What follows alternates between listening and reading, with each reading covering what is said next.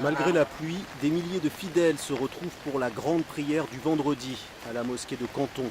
Ils viennent de toute l'Asie mais aussi du continent africain, un islam officiel, placé sous le contrôle très strict des autorités chinoises. C'est l'heure de la prière canonique et après cela, donc, c'est naturellement une diversité des fraternités qui se créent, des affinités, des liens qui se tissent. Et c'est tout à l'honneur de Canton et des musulmans.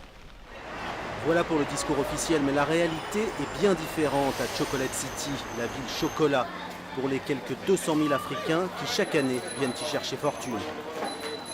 La réalité, c'est que tu ne peux pas trouver du travail. Et aussi, surtout, il faudra tous les mois sortir pour chercher le visa, ce qui demande beaucoup d'argent. Donc, quand les gens connaissent ce problème, je crois qu'ils vont éviter la Chine. Car le rêve tourne au cauchemar. Les contrôles de police se sont multipliés ces derniers mois et des milliers de sans-papiers sont coincés en Chine. C'est la mésaventure arrivée à ces jeunes Gambiens qui lancent un appel au secours. Don't allow visa dealers to fool you, and especially parents. Do not frustrate of wealth so much up to the next end of pushing your children to come over to China. China is not the very good destination.